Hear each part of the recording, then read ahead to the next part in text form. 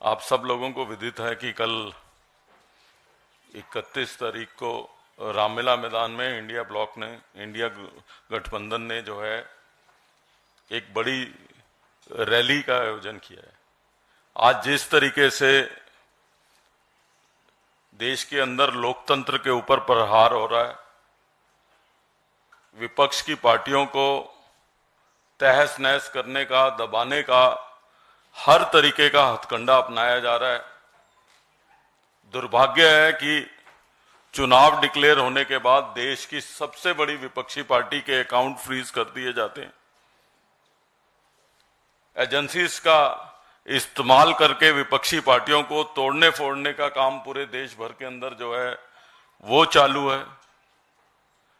लगातार लोकतंत्र के अंदर प्रहार हो रहा है और जिस लोकतंत्र को बचाने के लिए, जिस लोकतंत्र की देश में बहाली के लिए कांग्रेस पार्टी का गठन हुआ था, और हमको ये कहने में कोई शक और शुबा भी नहीं है कि अगर सबसे पहले दोबारा से इस देश के लोकतंत्र को बचाने की लड़ाई किसी ने शुरू की तो हमारे नेता राहुल गांधी ने पूरे देश भर में शुरू करी। आज उसकी गर्मी जो है वो देश का हर विपक्षी दल महसूस कर रहा है और इस लड़ाई के अंदर आज ना केवल देश के विपक्षी दल, और मैं समझता हूं कि ये 2024 का जो चुनाव है ये केवल और केवल, अपने घर के ड्राइंग रूम में लोगों से भी अपील करना चाहूंगा, डिस्कशन का चुनाव नहीं है। ये चुनाव इस देश के भविष्य को लेके है। इसलिए जो है कल दिल्ली की रामलीला मैदान की रैली का आयोजन हमने किया कि लोकतंत्र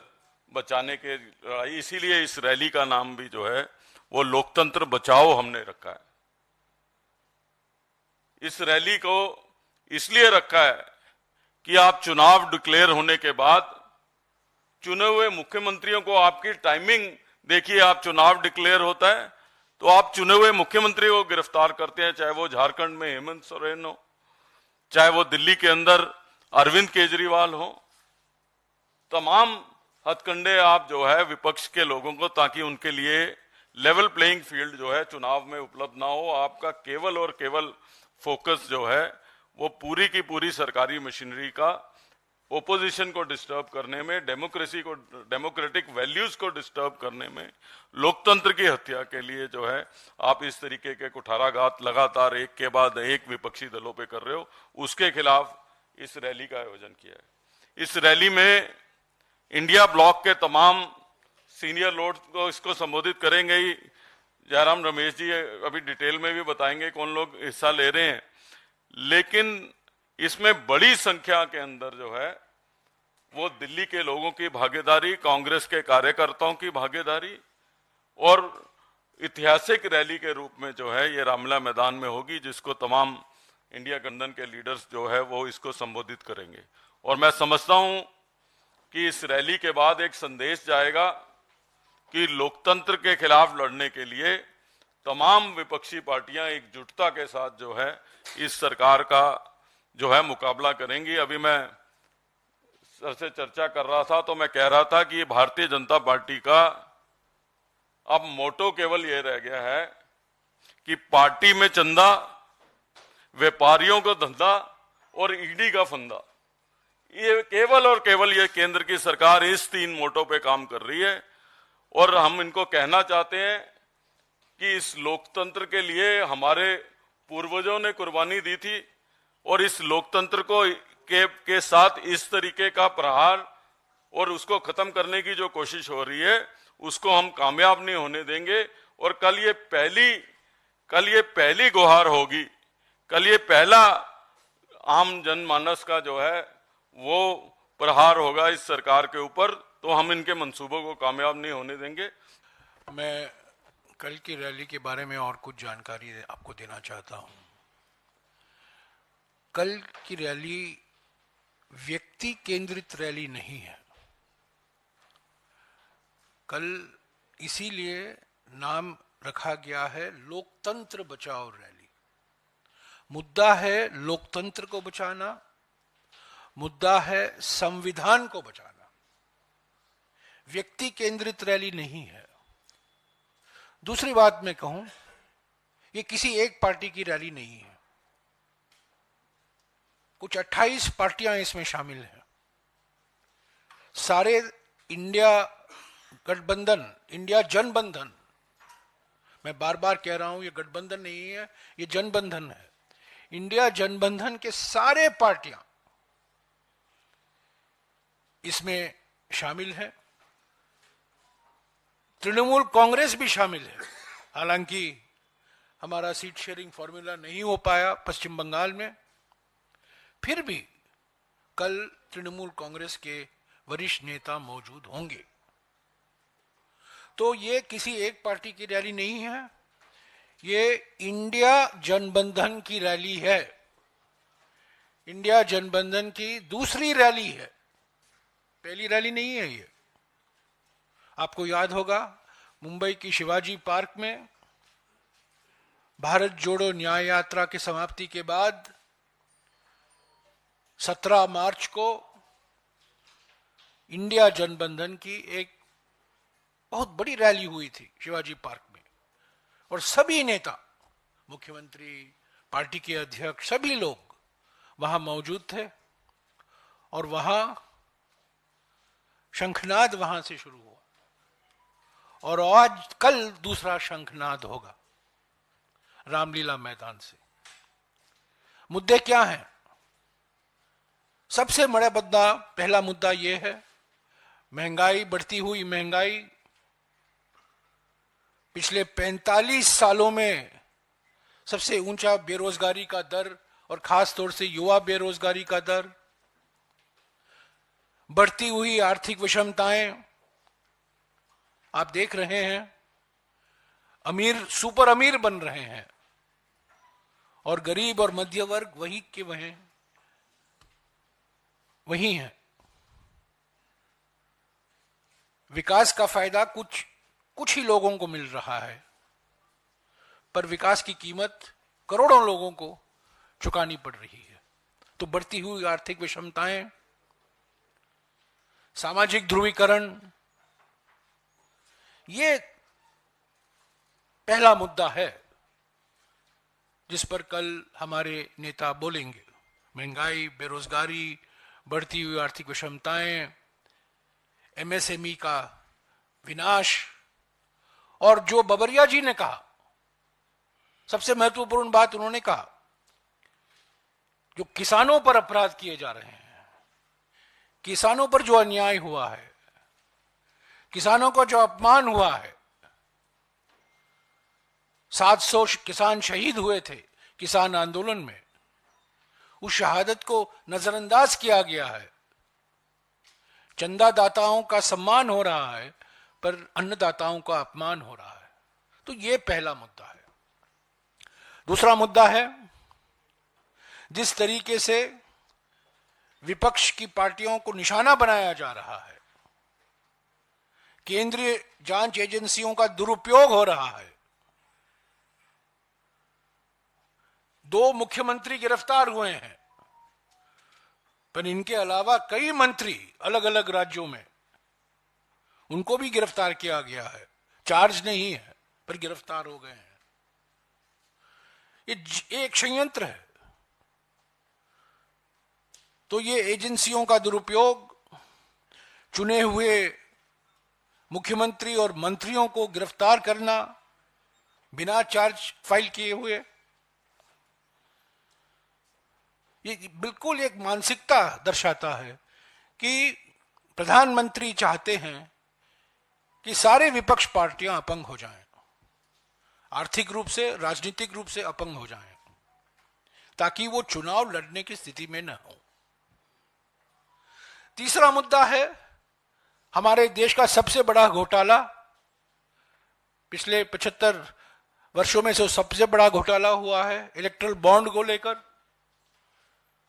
सुप्रीम कोर्ट ने इसको गैर संविधान के खिलाफ, अनकॉन्स्टिट्यूशनल है, सुप्रीम कोर्ट ने कहा है। और उसी की वजह से प्रधानमंत्री ने अपने वकील दोस्तों को भड़काकर सुप्रीम कोर्ट को अभी धमकी देने में लगे हुए हैं, क्योंकि वो डर गए हैं 8,200 करोड़ जो चंदा मिला है, और मैंने बार बार कहा है, चंदा दो धंधा लो, हफ्ता वसूली, ठेका लो, चंदा दो और शेल कंपनी, ये 4 तरीके हैं, 4 रास्ते हैं।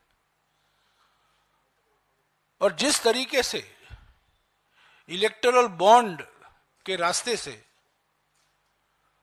बीजेपी ने चंदा इकट्ठा किया है, और उसके साथ साथ हमारे देश के प्रमुख विपक्ष पार्टी के खिलाफ कर आतंकवाद हमले किए जा रहे हैं। कांग्रेस पार्टी को निशाना बनाया गया है खास तौर से, और हमें बार बार, कल रात को भी 2 और नोटिस मिले हमें। कल जब हम प्रेस कॉन्फ्रेंस कर रहे थे तब तक 4 नोटिस हमें मिले थे, कल रात को 2 और नोटिस मिले हैं, और आज मैं नहीं जानता हूं और कितने नोटिस आएंगे, क्योंकि अभी तक केसरी जी के जमाने तक ही नोटिस आए हैं, उनके पहले भी कई कोषाध्यक्ष थे। तो यह तीसरा मुद्दा है, इलेक्ट्रल बॉन्ड का मुद्दा, घोटाला, घूस।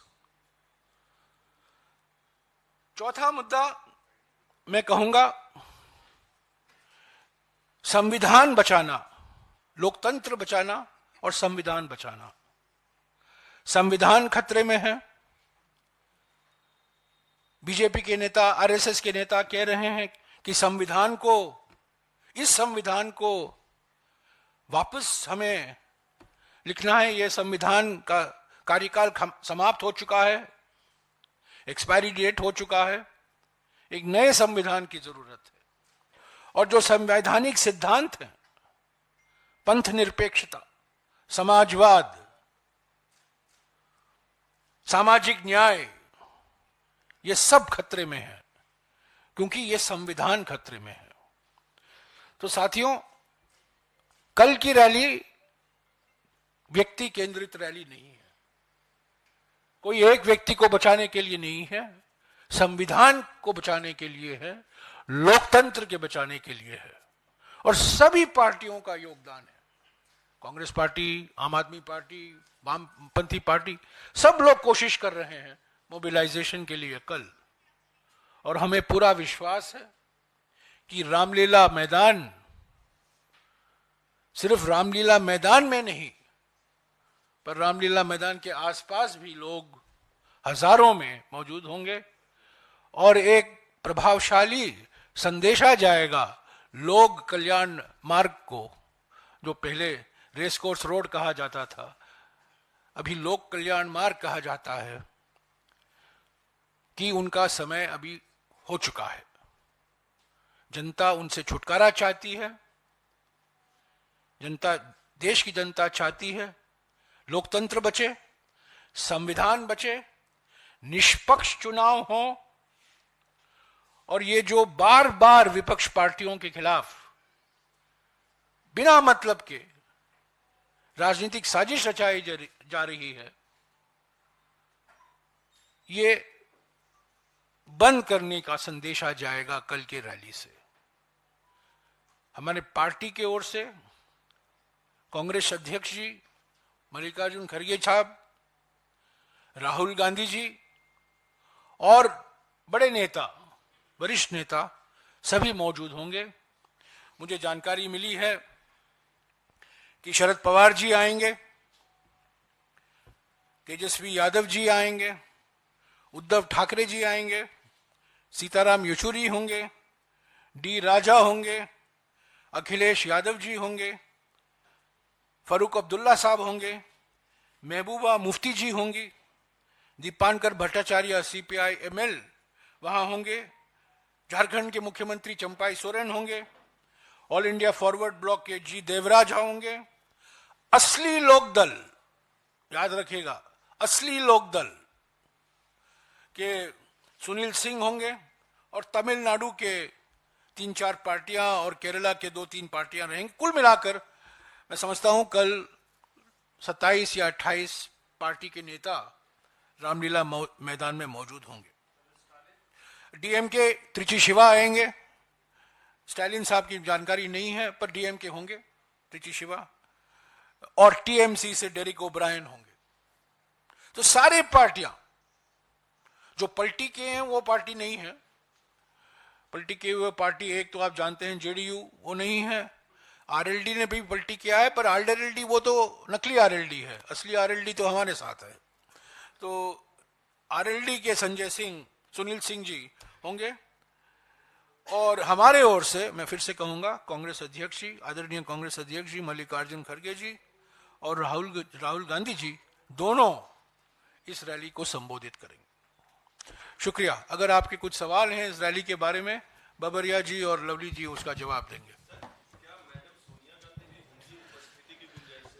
देखिए, मैंने जो कहा है, कांग्रेस अध्यक्ष जी और राहुल गांधी जी वहां जरूर मौजूद होंगे, और भी वरिष्ठ नेता कांग्रेस के वहां होंगे। पर जो मैं कह रहा हूं आपको, हमारे कांग्रेस अध्यक्ष और हमारे पूर्व कांग्रेस अध्यक्ष भी मौजूद होंगे। हो सकता है सोनिया जी भी वहां रहें, पर इन दोनों का बात मैं आपको गारंटी दे रहा हूं कि वो कल हो रहा है।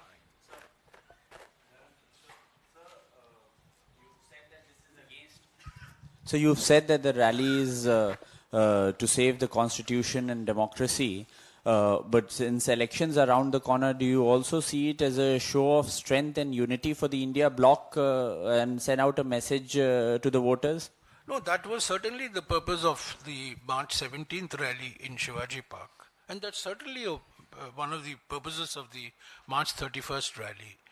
We want to show a sense of solidarity and a sense of unity and a sense of collective purpose on these issues that I have mentioned. Number one, the most important issue, price rise, unemployment, worsening economic inequality. Second, the issue of electoral bonds, the big scam, the biggest scam in post-independent India, the electoral bond scam, which has been declared unconstitutional by the Supreme Court, and the Supreme Court itself has now become the target of the Prime Minister and his friends.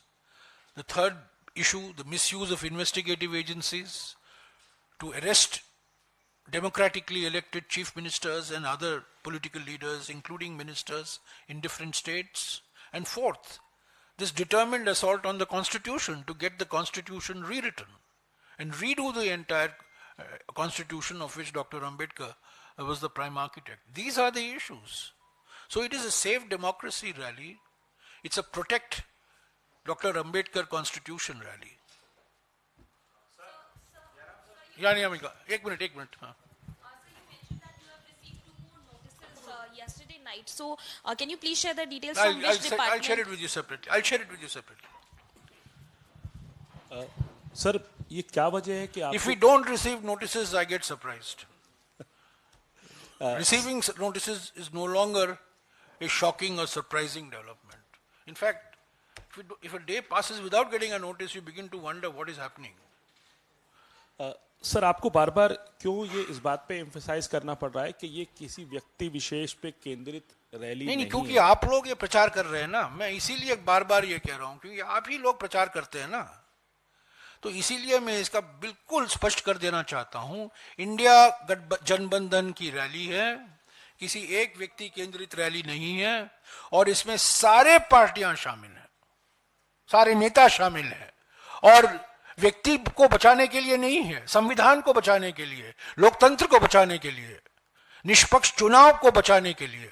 हम अपने आप को mother of democracy कहते हैं, पर जिस तरीके से डेमोक्रेसी की हत्या हो रही है रोज, उसके खिलाफ है रैली। मैं इसीलिए कह रहा हूं क्योंकि आप लोग प्रचार करते रहते हैं कि ये एक पार्टी की रैली है, एक व्यक्ति की रैली है। ये रैली अरविंद केजरीवाल की गिरफ्तारी के खिलाफ है, इसलिए मैंने कहा ना, चुने हुए मुख्यमंत्री, मैंने आपको 4 या 5 मुद्दे गिनाए हैं, और एक मुद्दा जो जरूर है, हमें हेमंत सोरेन जी को भूलना नहीं चाहिए। हेमंत सोरेन पहले मुख्यमंत्री थे जिनकी गिरफ्तारी हुई, और कब हुई उनकी गिरफ्तारी? जब भारत जोड़ो न्याय यात्रा झारखंड में प्रवेश होने वाली थी। तो हेमंत सोरेन है, केजरीवाल जी हैं, कई मंत्री हैं अलग अलग राज्यों में, दिल्ली में भी कई मंत्री हैं, झारखंड में मंत्री हैं, तमिलनाडु में मंत्री हैं, और कई नेताओं को निशाना बनाया गया है। तो एक व्यक्ति के नजरिए से कल की रैली को मत देखिएगा, लोकतंत्र के नजरिए से देखिएगा, संविधान के नजरिए से देखिएगा। जयराम जी, जैसे क्या कल्पना सोरेन भी बुलाए हैं, उनको भी बुलाए हैं आप लोग? सॉरी, क्या? कल्पना सोरेन, हेमंत सोरेन की पत्नी, क्या वो भी होंगी रैली में?